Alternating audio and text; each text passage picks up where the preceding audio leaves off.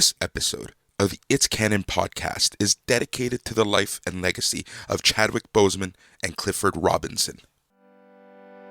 Have you ever worried that you might be the cool kid? You wear the latest fashions on top of all the trends? Or have you ever worried you were too much in the mainstream? Always so generic, more normal than your friends? Well, we've devised a test to put to rest your fears. There's no need to panic if you lend us your ears. Tonight you can't sleep easy after all that you've heard. Cause if you like the show, then you're probably a nerd. Oh, Canon, it's all. With Tyler, Phil, and Boris. So Canon, it's Canon, it's all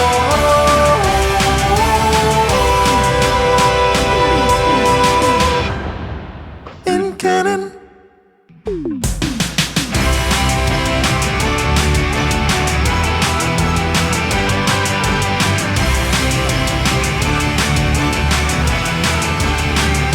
Hello and welcome to the It's Canon podcast.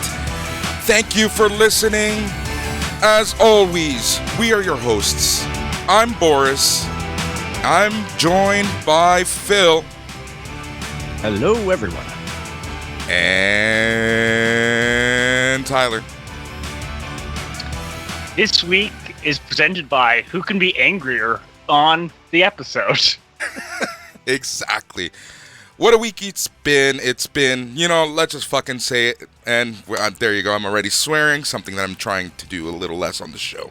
But it's been a fucking shit week to say the least. But we are here, and we're happy that you're listening to us here on the It's Canon podcast. The podcast where we talk about all things, everything, all things comics, all things movies, all things TV, all things toys, all things books, all things tech, all things everything. Guys, you know what the best part of it all is, right? I heard it's in canon, but that might be a rumor. I heard it was a brief respite from the hellscape we all live in. That's exactly what this show is. It is geek therapy, podcast therapy. That's right. So, before we get started, Phil, it's been a couple weeks. How have you been? I've been doing good, thanks. How have you guys been? Tyler, how have you been? Oh, keeping my head above water. Today was a much needed day off, so I spent the morning smoking a flank steak that I'm going to chop up. I'm just going to be in tacos tonight. And honestly, I want to talk about food today because it's just like, let's do it. It's going to be good. It's just a food podcast now.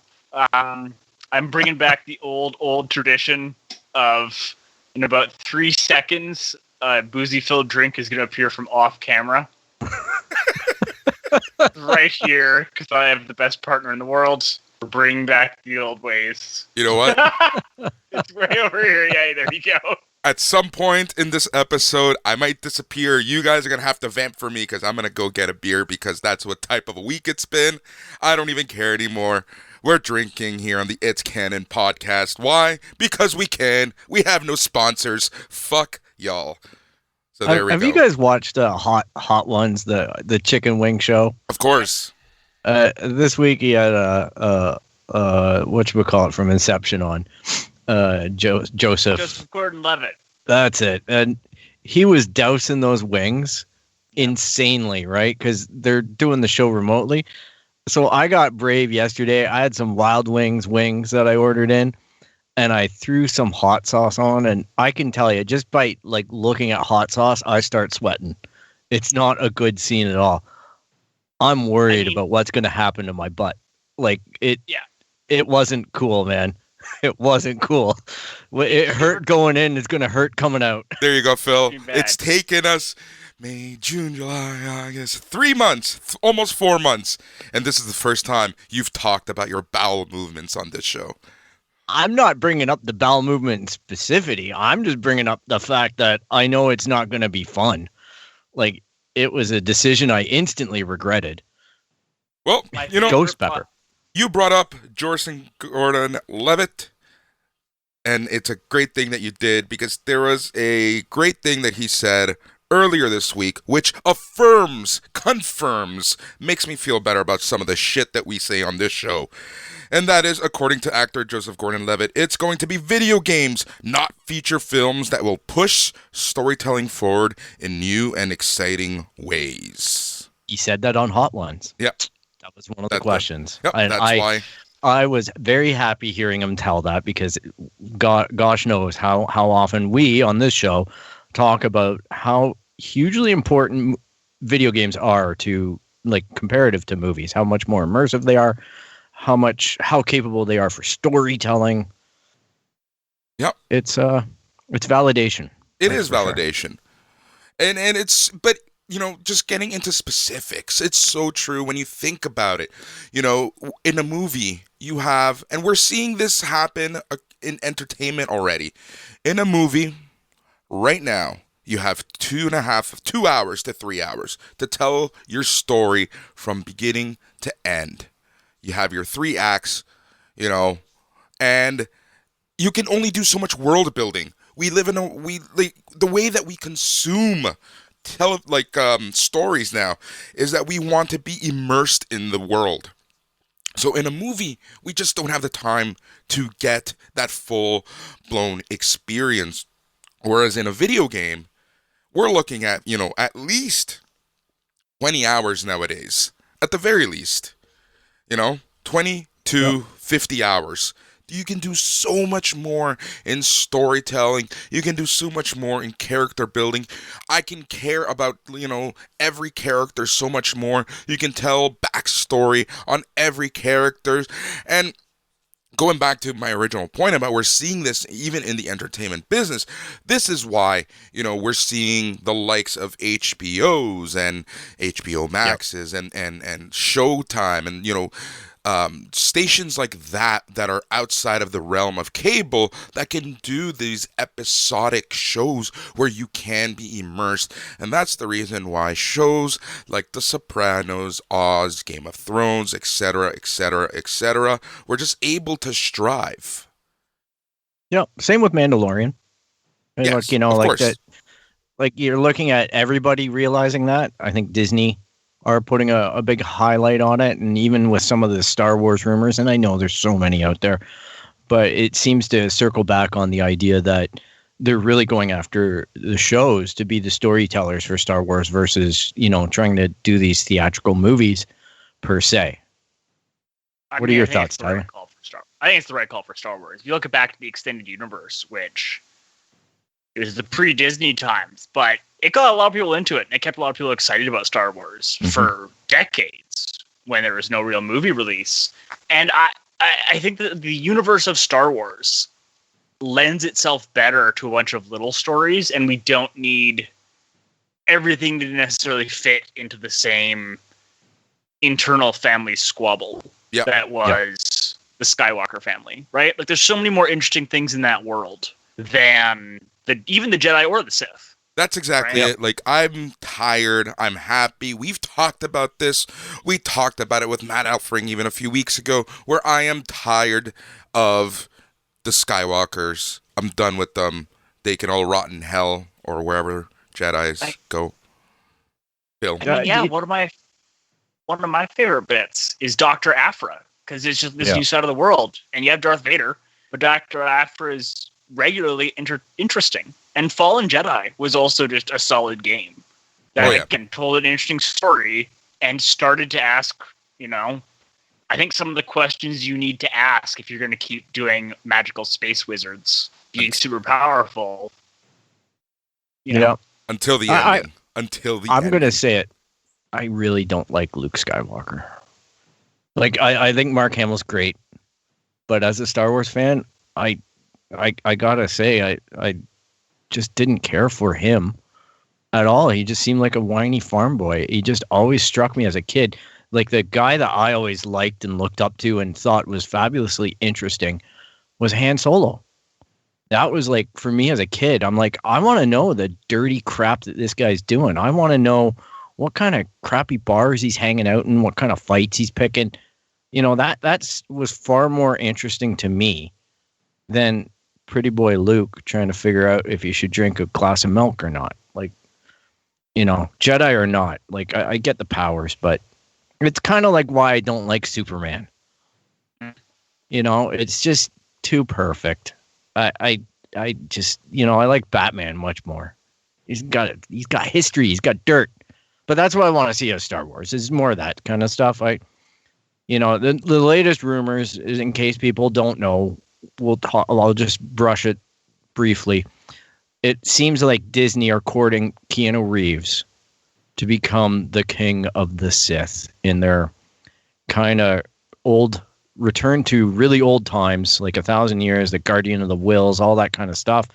They want to revisit this, and his little thing will be he has a curved lightsaber. Ooh. So that's marketing 101. That news hits the internet as quickly as Keanu Reeves' name. And I don't know. It'll be interesting, but I'm glad that they're staying away from Skywalker, but I don't know. It's just another Sith and Jedi story. It seems a little lackluster to me, if that's where they go. Yeah, I'm trying to think of what I think about this news. Yeah, I know. And it's, to me, it's in this 2-hour compressed format, you know what I mean? Or the movie length, 2.5 hours, maybe, Yeah. We're looking at the traditional storytelling, and apparently there's going to be comics to reinforce this. They've already announced this Old Republic kind of return thing, and it's going to start like next year or the end of this year. It's going to be comics and books and stuff like that. So they're going to start building the characters that we're eventually going to see on screen. And I don't know. It might be a whole bunch of fluff too. I'm going to jump in here. Saying. The whole intertwining books and movies and comics takes me back to 2014, 2015, when we started the show. By the way, happy birthday to the It's Canon podcast, or Comics I Read, because in 2014 we started this bad boy, and here we are. Anyways, it just takes me back because I remember Disney wanting to intertwine books and comics and shows into their movies. And then within a few months, all of that was lost and forgotten. Yes. Hey, man. It went right out the window in Last Jedi. I know. It all went out the window. You didn't even make it that early. Sorry? Didn't even make it out that early, right? Because it was Agents of S.H.I.E.L.D. split like immediately. Yeah. They were like, we're going to have it intertwined. Nope. The Star Wars comics couldn't keep up, and the editorial wasn't there. Then, let's be honest, the books, Aftermath, which was their big debut, the first of those Aftermath books, it kind of was a little on the lackluster side. I remember us talking. Steaming pile of garbage. It was. Sorry, Chuck Wendig, but it sucked. The other ones are okay. I mean, you tried to get Wendig, who I've enjoyed his other work, but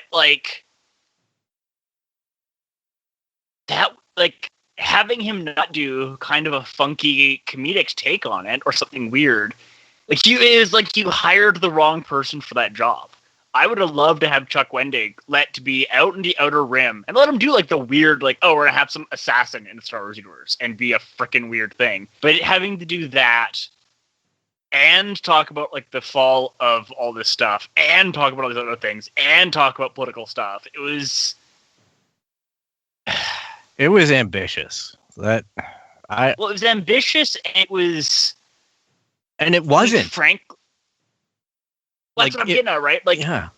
You listen to Chuck Wendig him talk about it, and he did not get a ton of support in doing it, and they turned on him real fast when his politics, which he was never subtle about. It was a little bit of we hired him, and then what are these politics that he has been blatantly talking about, and literally the subject of his books. And now we're going to get mad at his politics. And that was what? Then don't hire him in the first place, you idiot. But, that's Disney for you.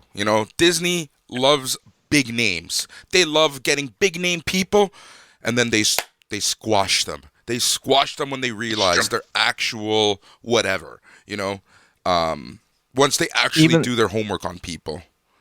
Even look at Timothy Zahn with the new Thrawn series, and I guess he's releasing the 4th book. But man, the first 3 were tough for me. They're not, the original Timothy Zahn Star Wars books. Yeah, they are.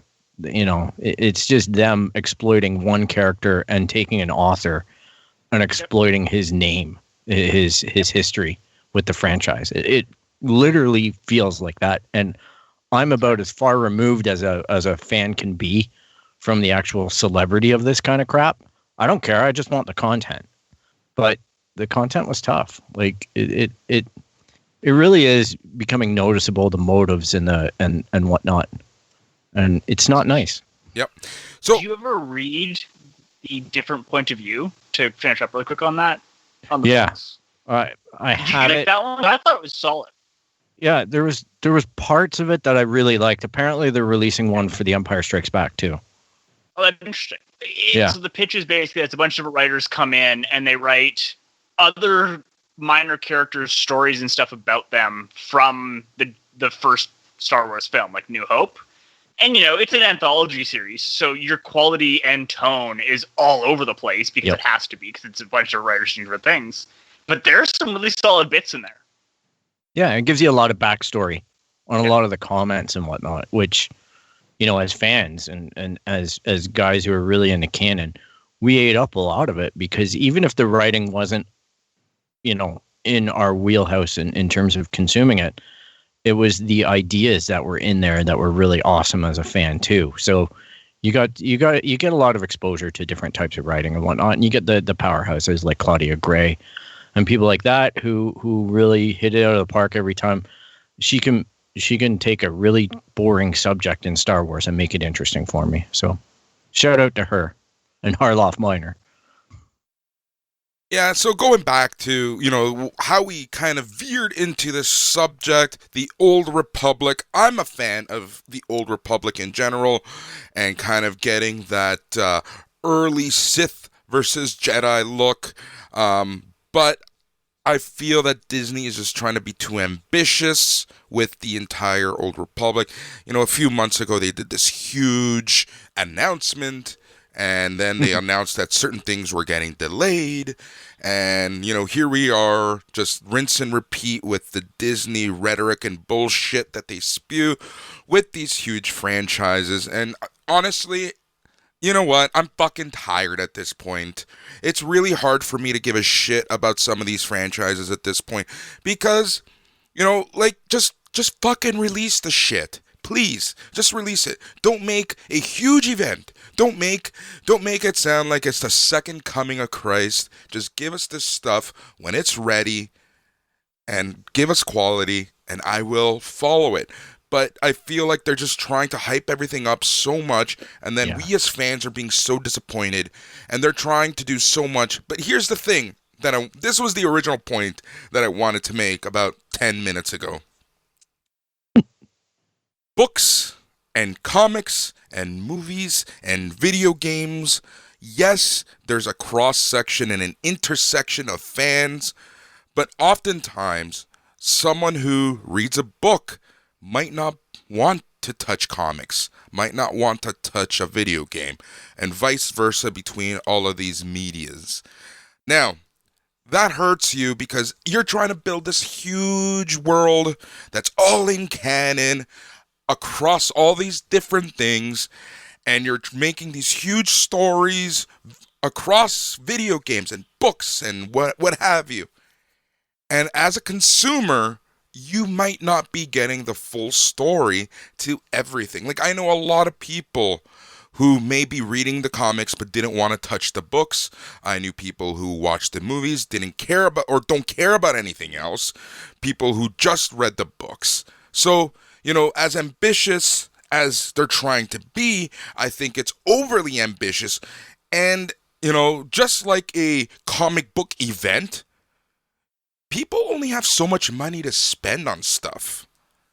So that's... I think ultimately that's why it all fails, right? Like, here we are complaining that they try to attempt this type of thing, and inevitably it fails, but I think that's why, because their market research probably starts painting a pretty grim picture partway through distribution of things like comics and video games and stuff like that, when they know what segments are consuming that product and how much of it crosses over into the main movies. So you stick to your main movies being your huge storyteller, and then you look to novels as being a way to express they have to be better for Disney. They have to be better at identifying exactly what content they want to express there. And then you let the comics and the video games, like video game, you let it exist in its own world. You don't need to bring stupid Darth Vader in. You don't need to have Luke Skywalker's, old legacy shit laying around for me to find. I'm fine just exploring Star Wars universe and let the comics tell your stories as well. That's what it is. I'm with you, and I think that you can have light crossovers versus like, oh, this is an integral part of this other person's story. Like going back to Fallen Order, because it's a great example, I think, of Star Wars doing it right.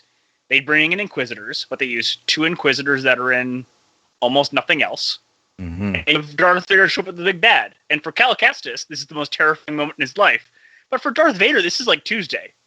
Yep. Yeah. Yeah. Like, Okay. all right, well. We've talked about Fallen Order enough. Tyler, did you play the entire game? Yeah. What did you think of that ending? I thought it was okay. It wasn't great. You didn't feel like you spent 15, 20 hours and just like they kind of shat on the entire game when he's like, well, I'm not going to use this. Rip it up. Oh, no. I disagree entirely. Why? There was a bunch of foreshadowing that using it was the wrong call. He has the vision where if he uses it, things will go badly.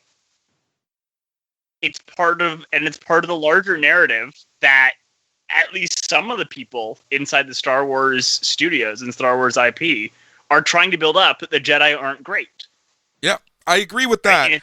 but I wholeheartedly disagree with your entire viewpoint on this. I felt ripped off. I'm just gonna say, like the whole movie or the whole game in that moment when he discards the thing, it just felt like, well, that was a kick to the balls. I just like. I mean, It was the right call in the I grand get the scheme journey. of things. If you take a look at the lure and because the game is kind of shoehorned into this weird era that we're now just starting to explore between, the movies, it makes sense. You're correct there, Tyler. But I just feel like in a video game setting, when you've put in so much time and effort into getting to that point, I just felt like they kind of shat on you as a player. Oh, I think that's an unfair characterization. I think that it's definitely a huge downer, and I'll give you that. But if you look at when Fallen Order was made, it was made, and you can tell that it was getting cross-pollination with Last Jedi. And you can have criticisms about Last Jedi, but even Phil and I have said, like, they tried to go a different direction. And it could have been, a necessary bad movie to change a larger set of trends of what's going on. But we need something better from a universe with so much gray than I am best light boy. I will do best light boy things all the time. Yeah. And I'm sick and tired of your hero being like, well, I didn't kill him. I just let him fall to his own death. Right. And having like, well, morally it's fine. And I think that anyone who wants to have a game with Jedi and the dark side of the Force and doesn't want to talk about morality they just want lightning bolts in the sky. Right. Quite literally.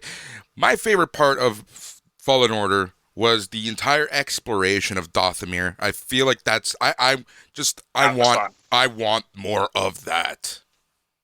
Oh yeah. Well, I think that they were 100% trying to set it up for this is going to be the Cal Kestis trilogy. Yeah. And I think that downer ending was because they were like 100% positive they're getting a second game. Yeah. And 10 million sales by March 2020. Like, they're probably getting a second game. I think it's being announced. as a second game. I found the whole navigation system, like Dothamir, yeah, it was cool, but I also was really frustrated in it because I didn't like the navigation system. The map was shit. Yes. Excuse my French. We talked about that, yes. Like I thought I spent more time trying to get out of a level than I did playing it. Get back to the ship. And I'm like, oh my God, how do I get back to the ship? Especially that first planet, or the planet with the ice and everything. There was a lot of jumpy stuff to get to this underground system. And then oh my gosh, I lost my shit over that game. I was like, I'm not playing this anymore. I'm fucking done. I walked away from it for 3 months, and then Boris was like, you got to play it. So Tyler seems so confused right now. I'm really sorry I had this experience because I never had a problem. And I actually had the exact opposite. I was like, wow, these level designs are pretty good because they give you the new ability and they pop you out. So you go use the new ability and you get back on track and you get back really quick. I never didn't know where to go. I never had a problem with the map. It must have been like designed to work with my brain just right then. Because I was like, what a straightforward map. There's a lot of people complain about this because I started having to look up YouTubes on how to get places in a stupid game.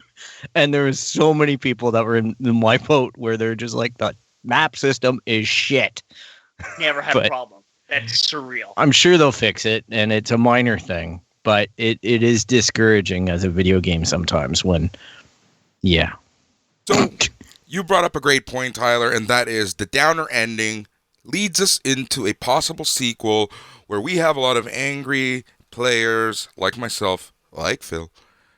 But, we have to take a look at the bigger picture, and that's something that I've always said about The Last of Us 2. Because if there's any game that I've heard complaints about, it's The Last of Us 2 and that ending. Oh, God. And, I keep telling people, and I've changed the minds of some people. So I will try to change the minds of anyone listening to this show. And that is, right now, in The Last of Us, we are only in the second act. This is our Empire Strikes Back where everything goes to shit. And then in the third one, we will get the full ending of The Last of Us. Because let's be honest, there will be a third one. There's no way there's not going to be a third one. And I have a prediction on what's going to happen in the third one, which kind of explains this ending. But we'll talk about that in a little bit in the future. You mean Ellie wakes up and off the surgery table? And then Last of Us 3? No. No. Tyler, what's up? You seem annoyed. I'm annoyed at people who you have to argue against. Yep. Anyone who's like, well, how dare Ellie change her mind? I'm like, oh, so you hated all the Star Wars movies. You hated the original trilogy, which has the exact same fucking message. Luke does all the shit and doesn't kill anyone. That's the whole fucking point. Which is why I kind of segued into this. This is our Empire Strikes Back, where everything goes to shit, and you think that our main character, Ellie, has lost it all, but, they'll be back, and they will... I just don't get how people get upset over this stuff, like the controversy and the swirl around this game. I'm like, it's their game. They're going to make what they want. They're going to tell the story that they want. Don't... Like either like it or you don't. But from what I can tell, most of the Metacritic scores and all that shit that really gets developers into the pile of crap that they get into, it was all based off of feedback when the game wasn't even out or when it was out in the first few days, which means you didn't finish it. Yeah. Yep. Like, it's just backlash. It's just internet rage. And that's why Metacritic had to change how they even allow people to add their reviews. Like, they've had to completely change. Now there's a blackout period, and we'll see what happens. It's done well for, I think, Ghost of Tsushima was done with that Metacritic blackout, and guess what? Hey, they're doing all right on it from last I checked. Yep. But I don't really check that shit too often. I just hear a lot of complaints about it off of content I consume. So, Bill, you sent us a message yesterday that I thought was very interesting, which leads us into this next news bit, and that is that you have been playing your Xbox Game Pass on your mobile device. Let's talk about that. Give us your first impressions. I'll tell you the story here because it surprised me. Last night, I'm just diddling around watching some shows on YouTube and whatnot, and I happen to notice that there's a advertisement on my cell phone. You know, a drop down, a notification about Xbox Game Pass, blah blah blah blah.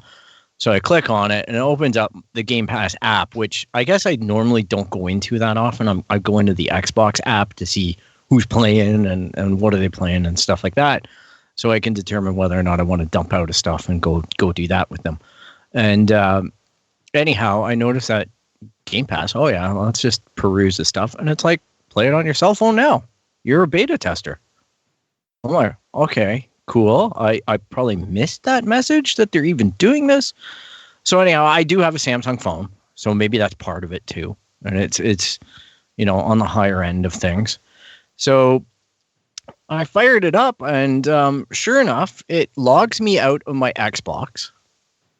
And then it logs me into, basically, I loaded up Horizon 4, so Arcade Driver.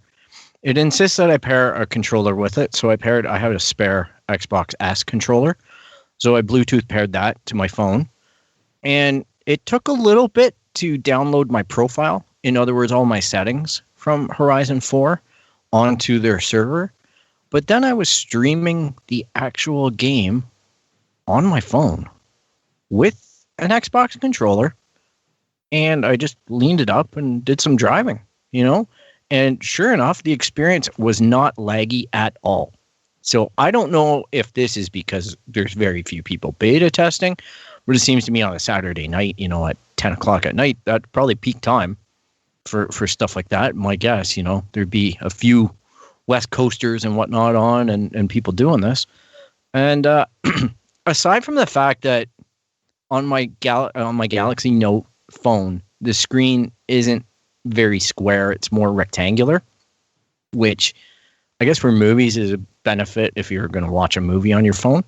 But it ended up, you know, being a little smushed as far as, you know, playing it on a bigger screen. But it was a half decent experience. That kind of shocked me. Like, it's not something I want to go out and let's play this game on my phone. It's more so, it just shocked me that it wasn't laggy. I was looking for stuff to complain about, and I couldn't find anything aside from playing a video game on your cell phone. So it was surreal, you know. Right. I'm optimistic that this is going to translate well when they start doing this in the middle of September on the Xbox. So you're going to be able to just, you know, load a game without waiting, just like Stadia, the whole Stadia concept. And it seems like Microsoft actually have their crap together and their network and servers together. Because I can only assume I'm playing off of some server out in Washington, right? Like Seattle. Yep.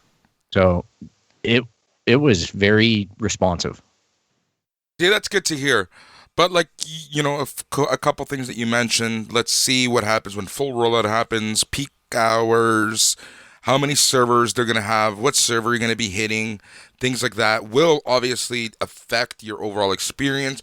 But to me, it's refreshing to hear that at least the beta experience right now is a positive one. Yeah, for something that was so, you know, nondescript and seemingly just there, it worked well. Like The only thing it took a while to download the profile. I don't know what the issue is. I did some testing around too with my phone because I read about 5G in the States, because obviously that's a big coupled enabler with all this is 5G. Yeah. But with the higher frequency networks, the smaller the networks get because they have to be closer. Yep. So the 5G network is really difficult to set up. So I was reading that some places the 5G is only hitting like 50 megabytes per second. Yeah, that's why, for all you conspiracy theory people, that's why there are more towers, because to keep the signal strength as high as it is, there needs to be less space between towers, which is why you're seeing a lot of construction, in places that you wouldn't think or thought of before. Yeah. So they have to rebuild the network. But the point of it all is I was like, well, I wonder what my LTE plus speed is. And I'm not in a major urban center. I'm close to one. I'm in GTA, but I'm not in Toronto. I'm north of it. And I took my phone off my Wi-Fi, which is, capable. It's all right. I don't have fiber or anything. But my download speed on LTE Plus was 280 megabytes per second. Not bad. And I'm just sitting there thinking, why the hell would I need 5G? Like, seriously, in my mind, it put it to bed for me. Because I'm like, that's going to take years for the major carriers to roll out here to get it, like, good. Yeah. Worthwhile. But 200, it was flirting with 300 megabytes per second. So I think that's enough to game or do whatever the hell I'm going to do. And I understand why your gigabytes eat up so fast. Exactly. So leading into that, when we talked about this in the past, we talked about we thought about the strategy that Microsoft was using, for their Game Pass, and that's really to hit, large areas where the internet isn't the best. So places like India, places like Malaysia, where there's a shit ton of people who don't have access to not only the consoles, but the best internet, and everyone has a cell phone. And this new report that came out right after we recorded our last episode 2 weeks ago states that 3 billion people worldwide are now playing video games. But here's the thing, of those 3.1 billion, only 8% are dedicated console consumers. So with nearly 8 billion people in the world, 40% of the entire world's population is now playing video game. Of those 3.1 billion people, 8% are dedicated console gamers. 1.5 billion, or 48% of the global video game consumers, are PC game consumers.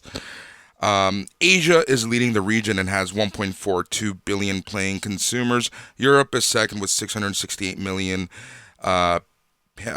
playing game consumers. Latin America with 383 million, and then North America with 261 million. Of those users, so it gives us a breakdown, but essentially what they're saying here is that PC gamers are obviously, the most, and then a very small fraction of all of this is console gaming, but where a lot of the numbers really hit is mobile gaming, your cell phone. So with everyone having a cell phone, it makes sense to me that you want to give people an experience that will then maybe translate to console purchases. Tyler, what are your thoughts on all this? Yeah. You've had we've talked about this a lot before, and it comes down to the larger thing of, gamers are not the market they once were, and people don't and I think that the subset of gamers who think they ought to be are reactionaries on this front, right? I don't think, like you said, how do you have such a small percentage of the market as console gamers, and they get so much of the attention, especially when, on a dollar for dollar basis, they don't make that much money, right? You look at Clash of Clans or Angry Birds, and those make banana pants money for, frankly, what's often a lot less work than making a AAA game.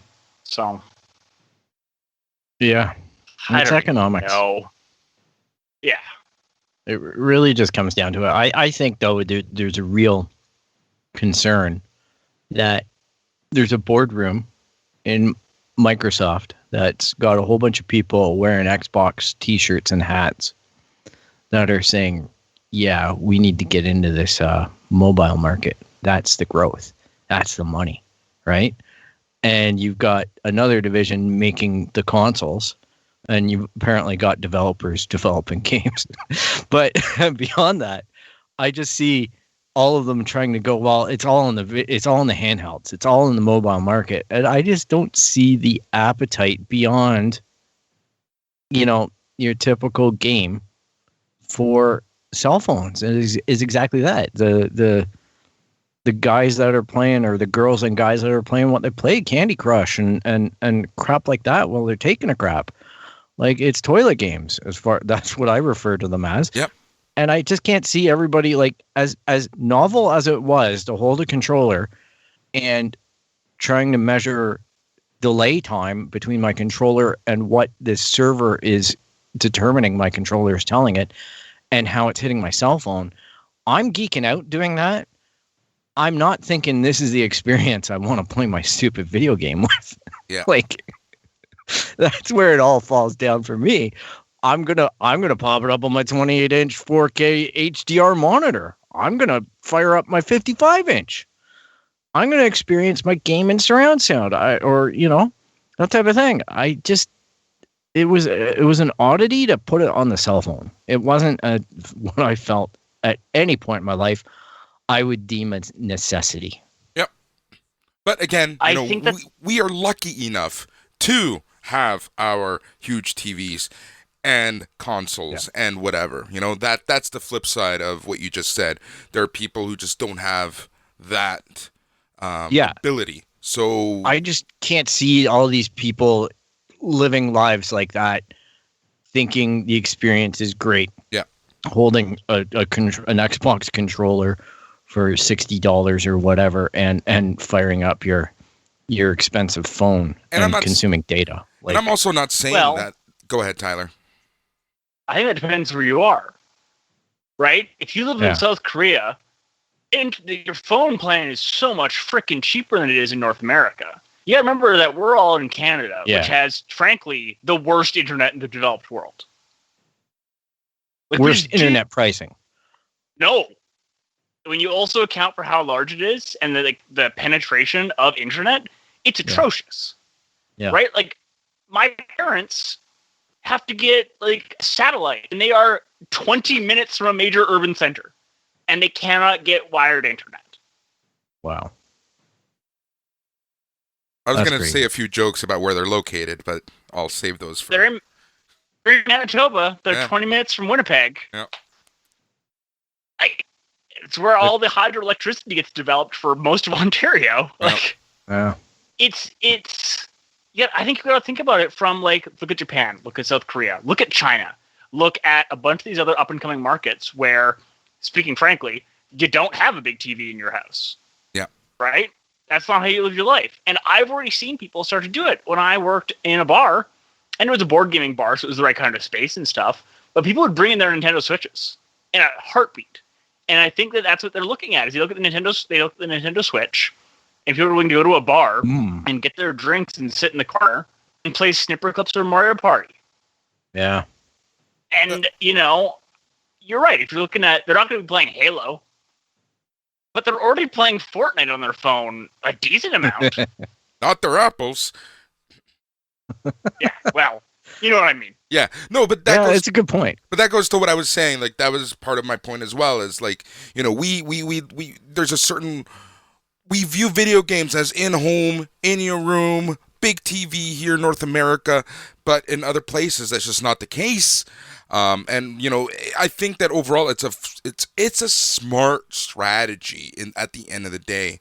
But maybe it opens the door for new types of video games for Xbox. Well, that's your developers are going to go after those Mario Party type things, or those most social gaming experiences that they can do like that. So maybe there is some people in that boardroom that know what they're doing. Just remember, look at what Nintendo is the best at. Those party games. Literally, Mario Party. Mario Kart. shit like that. No one Multiplayer, touches them on Luigi's those Mansion. games. Yeah, no one touches them on those types of games. So I think that the broader strategy that Microsoft is trying to deploy here is to infiltrate your geek party, your dinner party, or whatever, So we'll see what happens. Yeah, I'm kind of curious. You know what? Be fun to see. I'm not going to say it's a waste of time anyway, even if it's not for me or it's not for a lot of other people. It might be for some people. I just hope that Microsoft see it through. They don't just abandon it in the middle or something like that, because there's Agreed. nothing worse than Microsoft pulling a Sony, a Sony Vita or whatever, and just dropping support or not really fully realizing a product just when it starts getting good. Yep. Well, it's the It's Canon podcast, so we can't talk just positive things about Microsoft. So earlier in the week, it was announced that Halo veteran Joseph Staten will join 343 Industries to get Halo Infinite, quote unquote, back on track. And this is coming off of, a few weeks of a lot of rumors. And some of the latest rumors are that Halo Infinite is actually so far behind and so broken that it might not be released until 2022. Ouch. So, they got someone who apparently knows what they're doing to get them back on track. And let's be honest, Joseph Staten, he's a legend, when it comes to video games, more specifically Halo, and what he was able to do in the world he built, etc., etc. So, this story, when it was released, kind of added a little, it kind of confirmed somewhat some of those rumors of how broken Halo actually is. So we'll see if they can actually get it back on track. But I'm still scared shitless of what their release schedule is going to look like, because they're not going to have, their major game out for who knows when, So Yeah, and I'm also hearing the rumor mill is saying that there might not be this backwards compatibility to Xbox One. So that's something that's apparently on the table. And Phil Spencer and everybody are still aggressively going out there and saying everything plays on everything, except, all these asterisks are starting to appear on these statements now because, apparently a new Forza won't be backwards compatible. Apparently, because of the hardware demands. And now Halo Infinite is borderlining into that territory, or at least rumored to be going there. It's a little bit weird. I'm not surprised. They want to sell the hardware. I get it. I would want to sell the hardware too. I want to buy it. But, the price point being leaked as well isn't that attractive. But they're rumors again. We'll have to wait and see until we see it in the print. But I don't know. When you look at Bungie's record, when they had Halo, they were releasing a major title every 3 years. Yep. On beat. Ever since Microsoft took over Halo and they put Bungie to the curb, this is now potentially going into like a 7-year development cycle for Halo Infinite if it goes to 2022. Like, geez, get your shit together, guys. Like, I know they're hard to build and perfect, but if you look at that Master Chief Collection, that came out after 4 or 5 years of development, and it was broken for 3 years. It was absolutely unplayable for 3 years. Yep. Right? They just got that fixed. So, I don't know. As a consumer, I get really annoyed with this stuff where they make all these promises. They tell us, oh, yeah, it's going to be the best experience ever. You won't believe it. And they show us trailers. They get us amped up. And then it's just continual rug pulled out from under your feet. It's not fun. It's not good to your customers. It's not good for your image. And you wonder why you're struggling, Microsoft. Like, it's hard, man, to be a Microsoft fan. Kudos to anybody who's really in deep and loyal to them. Not going to bag on you. I'm going to applaud you for sticking with it because it's challenging. Tyler, do you have? I think that Halo Infinite is doomed. think it has anything to do with any individual involved in the process. I think that bringing someone like this on to get it, quote, back on track it's a sign of the problem.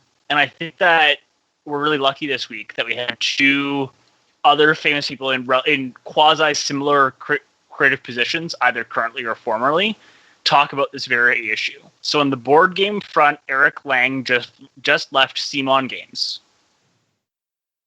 And it's because he was like, it's too corporate, and I didn't get a design, and I ended up doing work just with suits, to paraphrase what it said.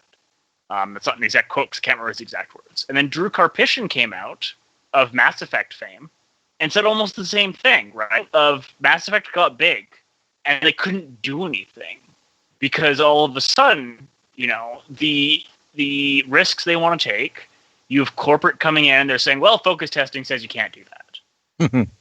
And I think that's where they're at with Halo. And I think you said it right, is Bungie got kicked to the curb, and now it's corporate.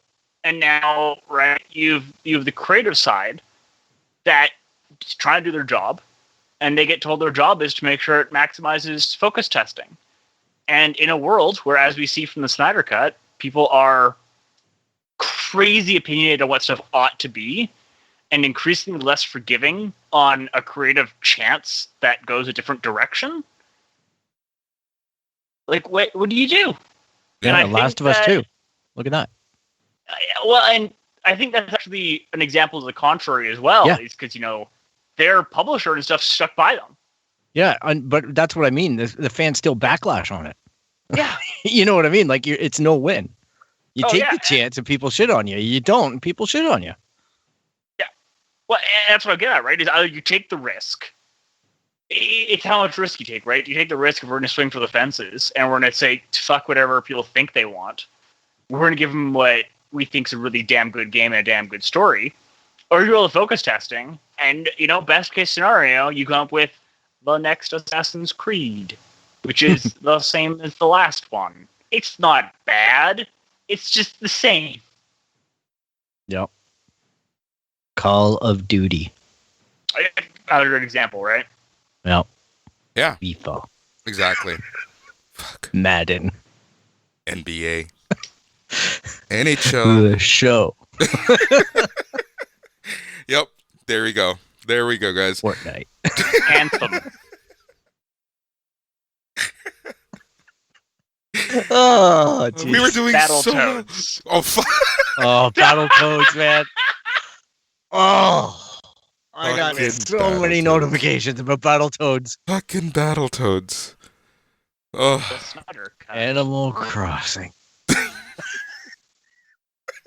Pokemon Sword and Shield. Oh my god. Video games, you kill me sometimes. Video game companies, you really do kill me sometimes. We're August 30th as we film this, and we still don't have confirmation on release dates or pre-release sign-ups on the new consoles. See, now I'm like, I know the info is going to come out, but it's going to be one of those things where it's like, in 2 hours, you must pay for your new console. We're at the point now where it's like, guys, like, where's the news? Again, I'm not concerned. I don't care. I'm going to get it when I get it. But, Sony kept saying, chill, everyone, tranquilo. You're going to get the news with more than ample time. So. Yeah, but apparently they're taking pre-orders for the pre-order. Yeah. Yeah. No, invite only pre-orders. Yep. Give us your credit card number. No, we're not telling you what we're going to charge you. Just, turn around and don't worry about it. This is a scam. Like, sometimes NFL teams have this scam going where for season ticket holders, you can get a lifetime season ticket for that specific seat. So anything that happens in that a stadium, you have first dibs at that seat. But you don't even know like what you're paying for or anything like that. So yeah. I do want to say that I actually tried to sign up for the PlayStation pre-order. I did for too. the show. I did too. Like, I was like, huh? I did too. What? I tried, and I don't know about you, Boris, but I go to the website and I get, we're having trouble finding that site, and I'm like, wait, what? Is your pre-order broken? So I got in, put in my Yeah. email, click, click, click, clack, hit enter, Clickety clack. clickety, clickety, clack, hit enter, and it takes me back to the page. No confirmation, no nothing. Basically, I don't know if I just like scammed myself and every hacker now has my email and password, but here we are, still waiting. Oh man, I didn't even try. That whole thing sounded so sketchy. I'm like, I'm gonna walk into Walmart. I'm gonna buy my console. If I go to Walmart and they don't have any, fuck it. That's what I did for 4. So we'll see. Yeah, you either got it or you don't. I'm not playing this digital Texas Hold'em thing. It's just looks really messed up. But whatever strategy works for them. I'm sure when they want my money, they'll find a way to take it. Exactly. Just give me the product. Yep. So that's video games for you for the week. We're going to move on to movies. New Mutants has finally been released. On Thursday night, New Mutants made $750,000 in the box office, which is honestly a lot more than I thought a new movie would make in the box office nowadays in the dank and fucking moist theaters. Phil, we have a common acquaintance, I'm going to say, who was posting on Facebook that and I know as a fact he won't listen to this show, so that he posted on Facebook that, hey, it's date night. It's good to be back here. And I'm just like, you're a fucking tool. Oh my goodness. Why would you even for the New Mutants? I'm sorry, but of all things to risk coronavirus on, like, to be fair, I think it was Tenet that they went to go watch, but still. Oh, okay. Still. Like, maybe I'd put that line out there for Tenet just because of the curiosity of that thing. But holy cow. I'm like, why would you willingly walk into a hot box with other people and know that this virus transmits through spit and blah? Oh, geez, man. But it's funny because I'll tell you off air who it is, but when I tell you, you're not going to be shocked. Yeah, I know people do it. I actually have friends because I don't do Facebook anymore. Sorry, everybody. Aside from Messenger, I have a friend who actually she told me that she went to a movie, and I had a tough time not freaking out.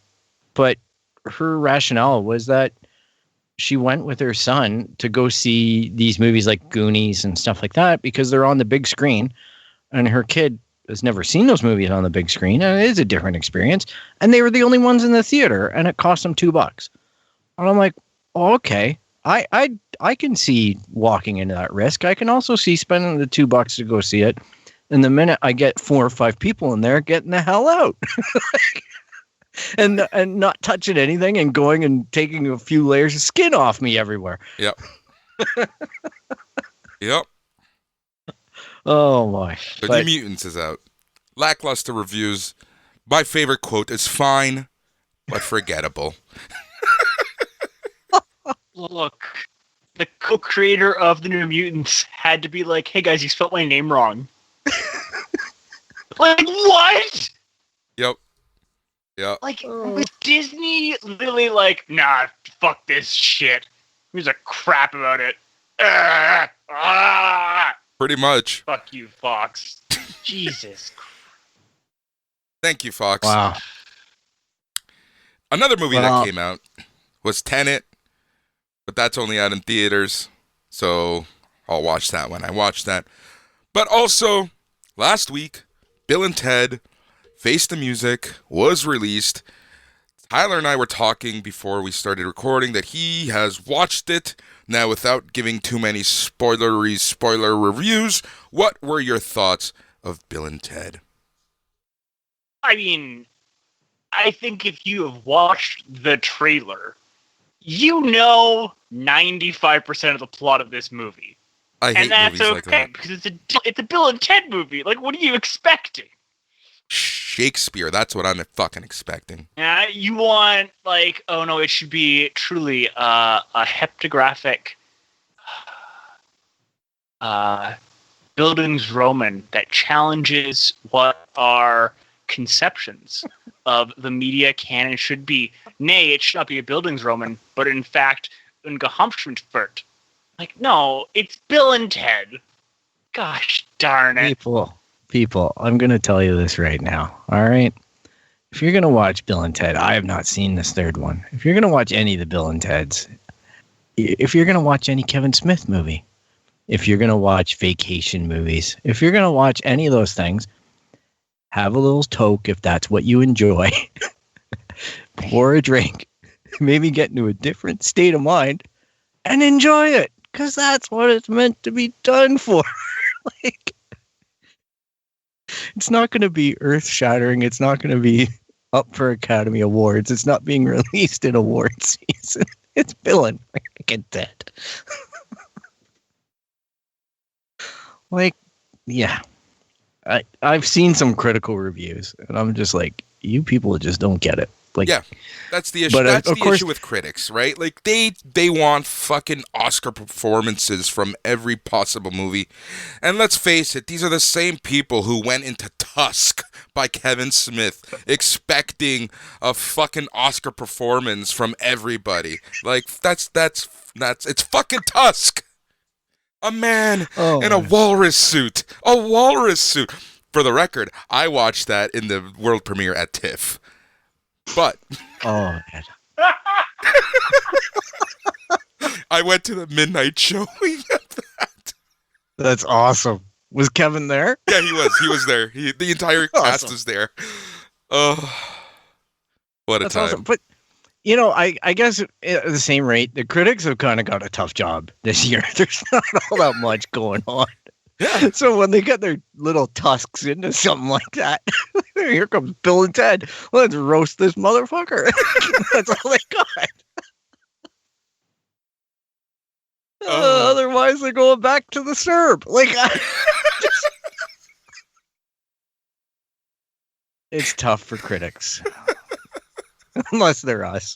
So Tyler, Bill and Ted. It's decent.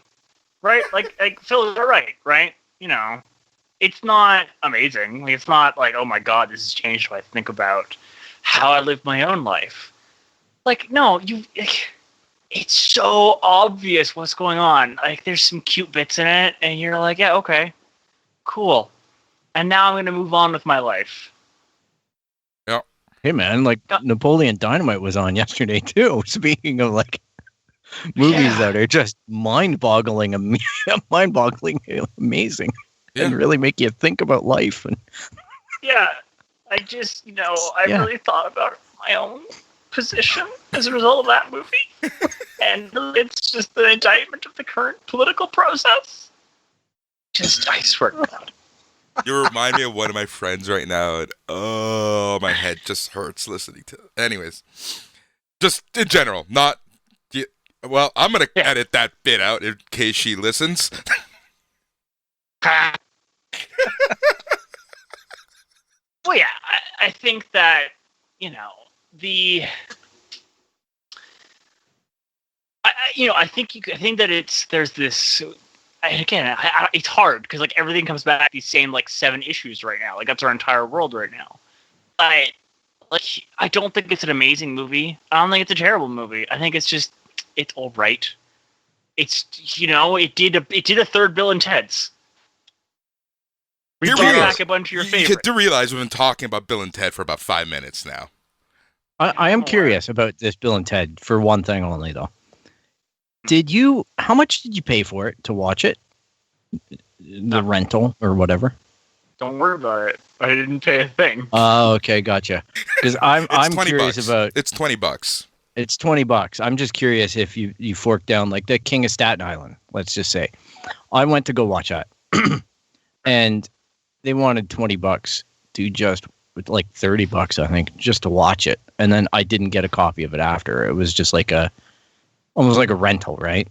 And then you can go buy it now, right? Like you can buy it off of Google Play or wherever you get your movies if you so choose to purchase them. And I was just like, okay, I'm just going to wait for it where I can buy it and own it because I know it's the type of movie that I want to buy and own. And I'm taking the same thing. I haven't looked at Bill and Ted's 3, but I do the same thing. If they're just renting it, I'm not going to buy it. I'm going to support it later when I can own it. It's just the rent. It's just the rental. You can rent. It's not $20 to rent it. It's $4. Yeah, and but I mean later it's $4. On. Right now it'll be high. It'll be a rental for $20. I'm looking at it. I'm looking at it in front of me. Oh my gosh, are you serious? You can rent it for $4. You can buy it for $15. Oh, I'll buy it. Done. Or if you have Stars, it's free because it's part of Stars. I have Stars. I'll just watch it for free. Okay, never mind. Right? Like, that's why I'm like, I didn't pay anything for this because it's stuff I already have. Interesting. Well, good for them. I can go watch Encino Man and Last Action Hero, whatever. I love Encino Man. Right? Have you seen? Oh my god! Have you seen that Seth Rogen Encino Man ripoff show on HBO Max / Crave? Yeah.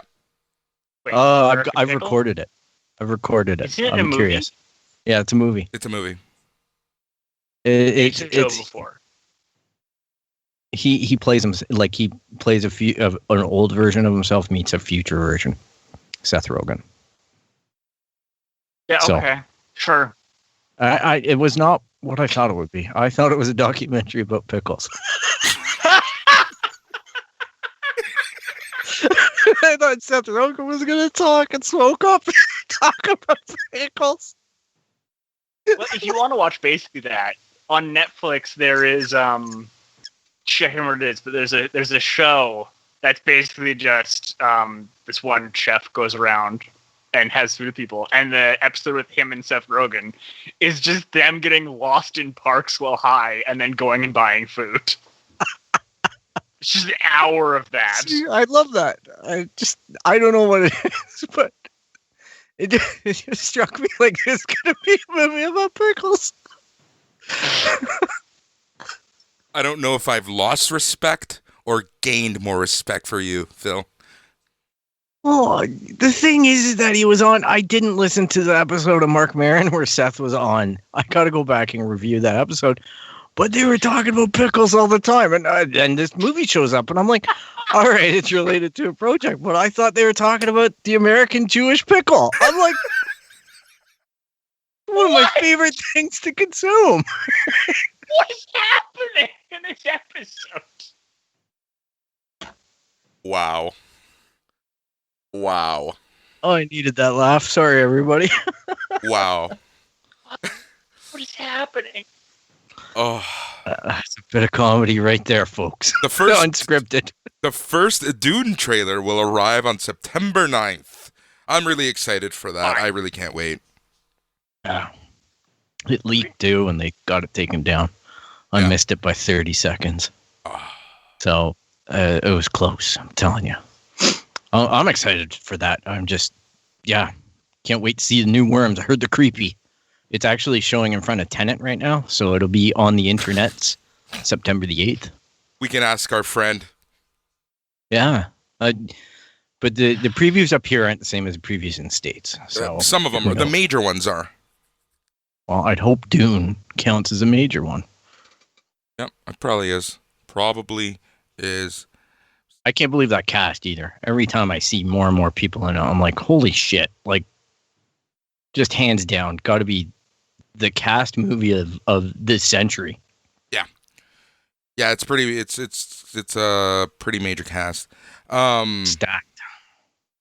That's the word that I was actually looking for.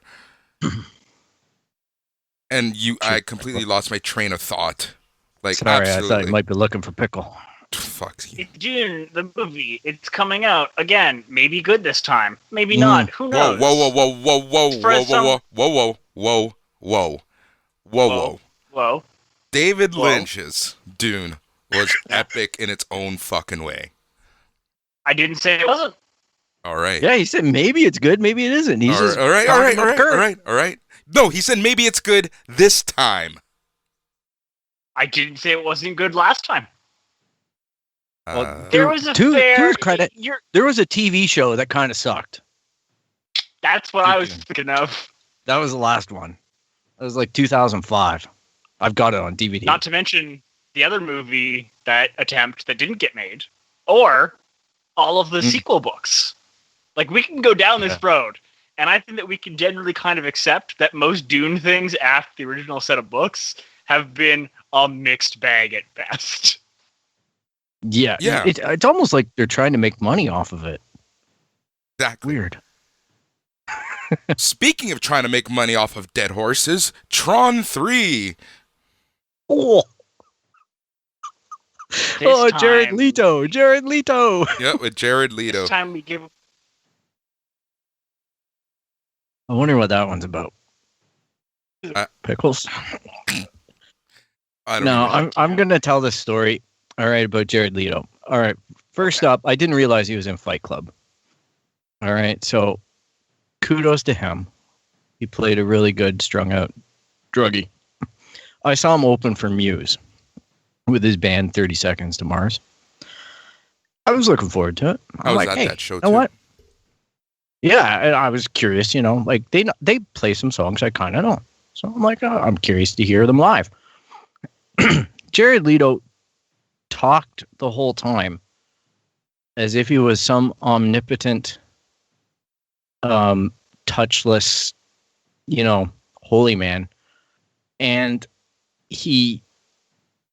every song that he performed, that was one of their big songs, he remixed it or redid it so it sounded like garbage, like hot garbage. And after that, I really lost a lot. I enjoyed him in 2049, Blade Runner 2049. Thought he was pretty good in that. Suicide Squad, wasn't really a big fan of his off-camera kind of antics with the Joker and is seemingly owning it. And I'm worried about him touching Tron, to be honest. As much as everybody likes to bag on Tron Legacy, I really enjoyed it. I know that might not be popular with this group. Tyler, what do you think of Tron? What do you think of Tron 3? I don't. I just... Like, Tron Legacy did a thing. It was okay. I don't... Like, and I mean this in the best possible way, I just don't really care. Tron's not my thing. Tron's not my bailiwick. I just... But I'm not excited. And unless it comes out and reviews are like, what? This is the second coming! Oh my god! Unless it's that, I'm not going to care. Yeah, I know growing up... It when it hits.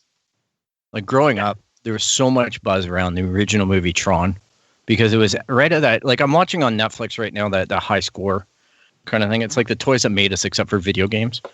And I the first episode is about Atari and whatnot. And that was all in the age of when Tron was really coming out and being marketed.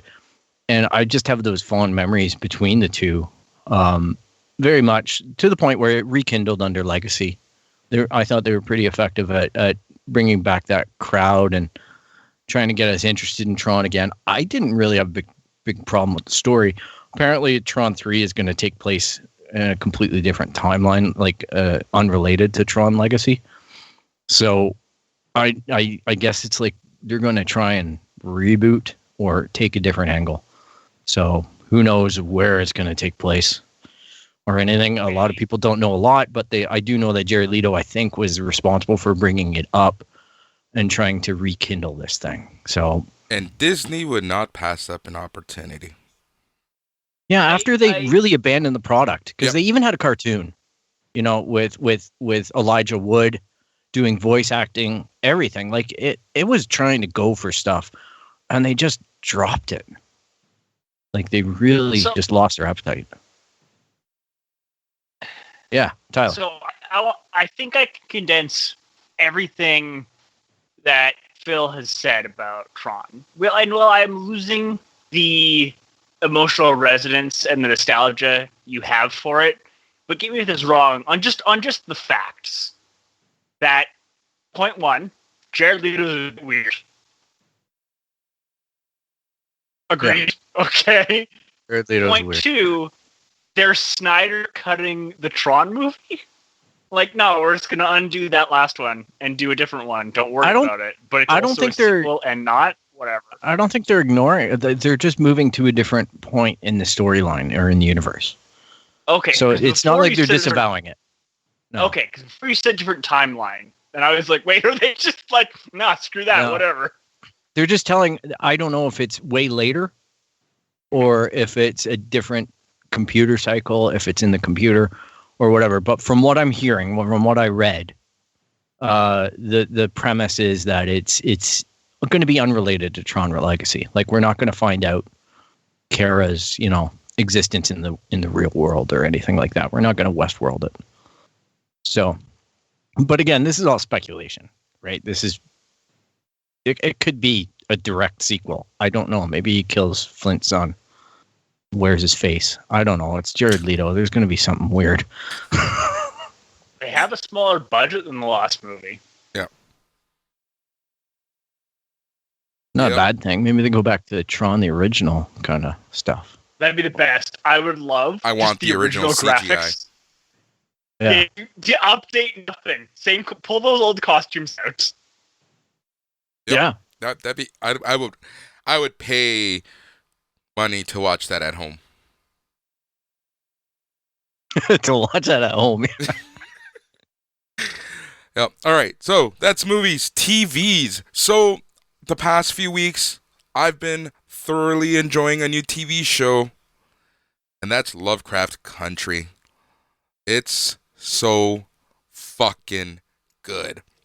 And now, I've said this on a few platforms, but I'll say it on the show, that when the book came out, we were given, at Comics I Read, a review copy of the book. I looked at it and I'm like, meh. Kind of put it to the side, and I 100% regret it. And I think I'm going to go and actually pick it up, because it's actually like a manuscript that they sent. Book. A book, like a... Oh, wow. Yeah. Yeah. Ooh, nice. Yeah, I've read it. They have taken a lot of differences, and I'm in favor of them. Like, they made some changes and stuff, and I think a lot of it was like some things you gotta change for adapting to the show. And, I also think that you can hit the same... I'm a big fan of adaptations that, like, you hit the same message, you hit the same ideas, but you don't always need the same facts to get there. And between books and movies, it's because in a book, you can hear what someone's thinking, and in a movie, you can't, unless it's a really bad voiceover, like the very first cut of Blade Runner. Yep. But you don't get that in the way in Lovecraft Country. So, yeah. What is this show on? What channel or streaming service? HBO. Okay, I'll check it out. HBO, but they keep releasing it on other platforms if you're an American. Yeah. Like, they just put episodes 1 and 2 on YouTube for free. And they were like, you can have it for like 3 weeks. They said like limited time, but they're like, here, just watch the show. That's how good it is. It's really good. It is super, super good. I'm thoroughly... I've seen it on my TV. I just haven't, Yeah, they're really promoting it hard now, up here. Like, really promoting it hard. What? Yeah. Well, and it's got, like, a banana pants creative team and EP team behind it. Yep. Right? Like, you have Misha Green, was her start on Heroes and Sons of Anarchy. Yep. Then went and has done a bunch of other stuff. You have Jordan Peele as one of the EPs. You have J.J. Abrams as another EP, which again is just like, we're just throwing money at this project. Yeah. It's good for them going all in. I just hope, I don't know, anytime I see J.J. Abrams, I just hope that, like, the first 2 seasons are good, and then it kind of falls off the cliffs, like Lost did, to a certain extent. So you're hoping for good JJ. Good JJ. Well, Not- he's an EP, right? It's EP hands off JJ. Yeah, but still. I just see his name, that's all I think. There are 8 executive producers on this show, right? Like, I know. don't think he's... Like I said, I see his Hands name, that's what I think. I know. I know. I'm trying to convince myself as much as you. Yep. So, breaking news. New Mutants has pulled in $8 million for the weekend. Oh, wow. All right. That's respectable for the limited theaters that it's playing in and all things considered. So that's what we are dealing with here in this brave new world. Hopefully, we'll still be recording when the Tenet numbers come out. Or the Bill and Ted number come out. All right, so back to TV. One of the things that I wanted to talk about was in regards to the new TV season. Typically speaking, TVs would debut in September, October, because all production was halted due to COVID. That won't be happening. But what we are seeing now is that TV shows will be returning in the November timeframe, which is a lot earlier than I thought. So shows like Law and Order have been, Grey's Anatomy and shows like that, they've already been announced to return in November. Brooklyn Nine-Nine will be returning in January, and that one will be interesting for many reasons. But we're now starting to get a better sense of when, the entertainment world will be getting back to normal. So, yeah, I just wanted to bring that up, say that, bring it out there. Anything to say on that? That's all assuming current metrics and trends continue, when a lot of medical professionals are like, hey, phase 2, and if you look at Ontario's recent numbers, if you look at Western Europe's recent numbers, I mean, if you want to brace yourself and look at America's numbers, like, who knows if this is going to last? Exactly. That's the thing, right? Yeah, we have Mandalorian due out in October, starting back up. Yep. Season 2. So We also have WandaVision not too far away, don't we? Yeah. That's coming up. We'll see. Disney's got to get on their horse here, but They're saying December. yeah, it's I don't know, the whole Disney thing is weird right now for me, but whatever. This Mulan thing, all that, like we talked about. But yeah, TV. Hey, good to have it back. Hope it sticks around. Can't wait for the new Fraggles. Come on, Fraggles. Yep. So we didn't Muppets talk about now is kind of disappointing. Ugh. Yeah, I can't anymore. I watched it and we didn't talk about Mulan. We'll talk about that next week, because this week is the actual release of Mulan, and hopefully we'll be getting numbers to see how that show is, or movie did. That's next week. So based off of Star Trek Lower Decks and the success that show is seeing, it has been announced that we are going to be seeing a X-Files animated comedy spin-off. Not much info has come out, but it will be made by Chris Carter, who will be the executive producer. He won't be writing or working as the showrunner, but he will be kind of making sure that it's, I don't even know why I'm going to say this, but it stays true to the X-Files lore. okay. Sure. Lower Decks, hey. Does that stay true to Star Trek? No. I don't know. Not really. Like, it doesn't. And here's the thing. It doesn't. It doesn't. It's like there's certain aspects that just feel like Star Trek on Lower Decks, but then it's an animated comedy, so it kind of has its own things that it deals with, which is great. But X-Files, we'll see what comes of all of this. Here we are. Yeah, and you know what? I guess animated stuff is easier to make with a COVID world, because you can have remote, voicing sessions. You can, get your animation done. Ba-boom. Yep. So, maybe that's a good. Yeah, it's a good gauge, and if the more of these shows are successful, maybe we get more of that. Yeah, As exactly. pandemic world continues. Yeah, we'll see. Which I'm all good. I'm all happy for more cartoons. But here's the thing, though, with cartoons, will they be accepted? God, no. That's the issue. It'd be accepted by like me and you and probably most of our listeners as a form of valid entertainment and canon or whatever it is. But I think by and large, a lot of people, if you talk to my parents, the minute you say cartoons, well, that's for kids. Just that's the end of it. No, cartoons are for kids. Yep, exactly. So earlier this week, last week, I got a fun email from a former listener that I want to bring up before we head out.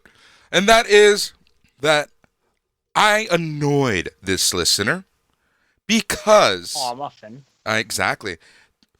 Bill, Tyler, do you know why I annoyed this listener? I'm grasping. No. Because Is it because... Oh, Go ahead. What do you think, Tyler? I was going to say, is it because they have a situation that requires them to tell someone why they no longer listen to their podcast as though they are breaking up? Yep. And we'd have something that is not akin to a parasocial relationship? Yep. Okay. So here's my favorite reason why someone stopped listening to the podcast.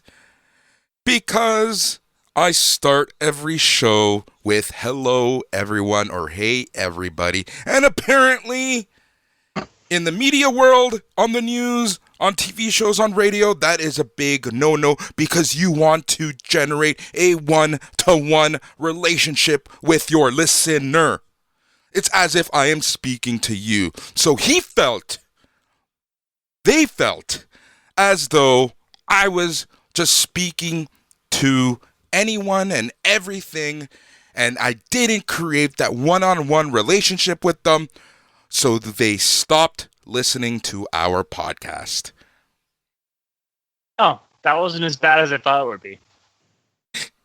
But yeah, for all the stuff we talk about, I thought there was going to be something way more controversial in there. Yeah, I'm kind of disappointed. I thought he was going to be like, how dare you not support the Fuhrer in his great, glorious path to victory that will create a Reich that will last 1,000 years.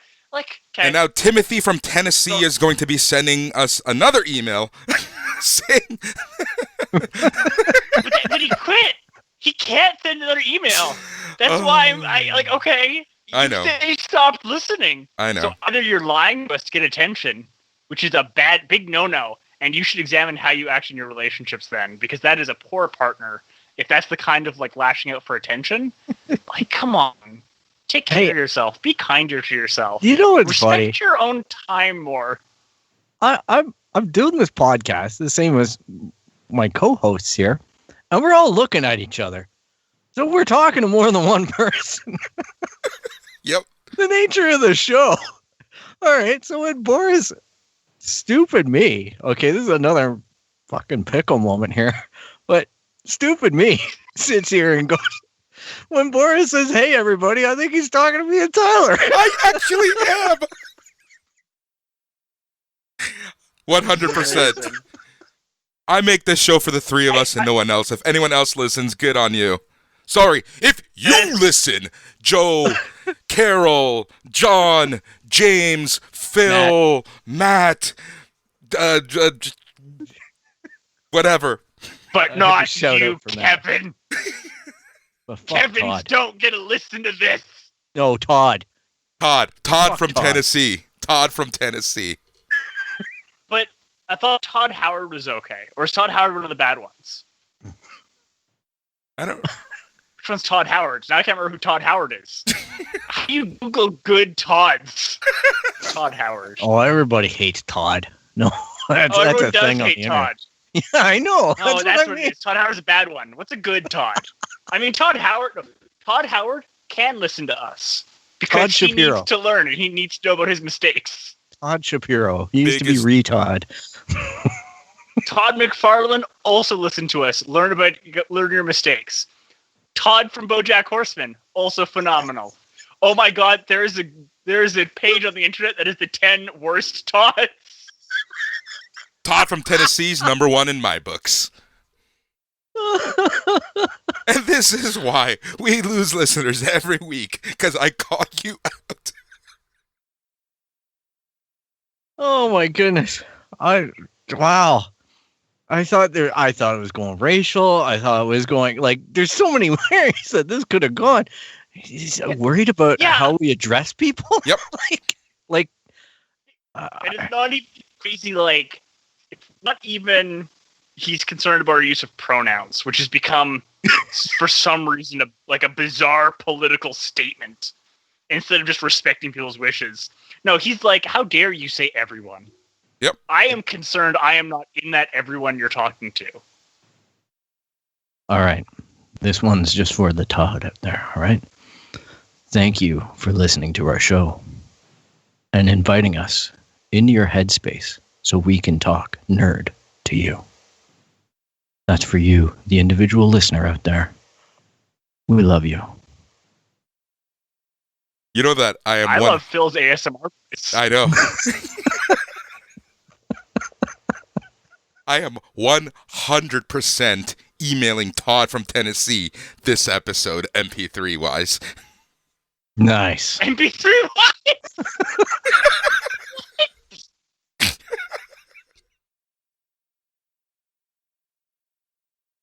Yep. Let's throw it up on Napster. Come on.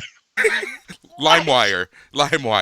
I'll give him a LimeWire link. Like, you want to mail a floppy disk. The floppy disk barely can contain it because the technology changes. Oh, make sure to include a copy of Winamp for him.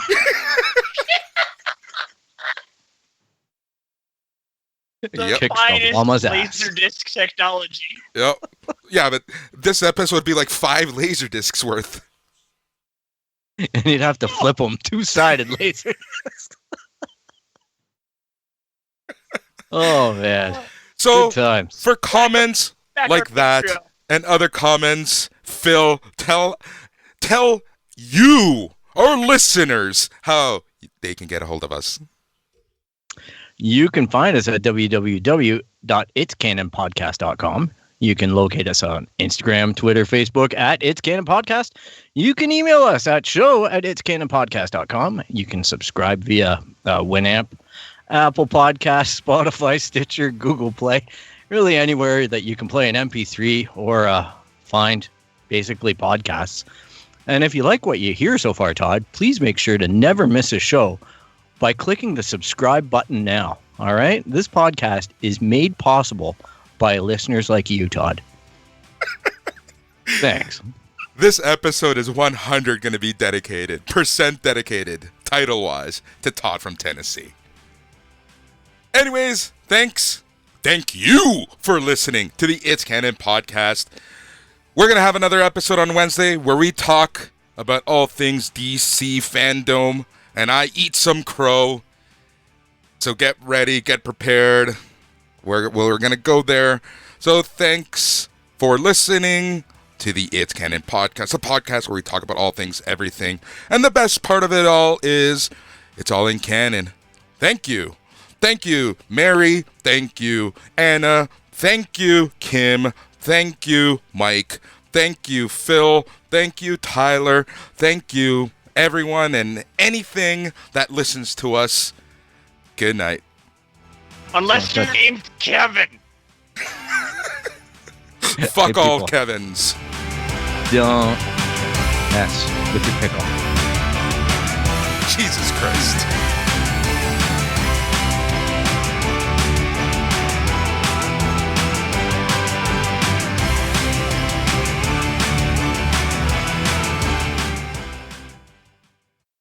Well, we alienated a shit ton of people.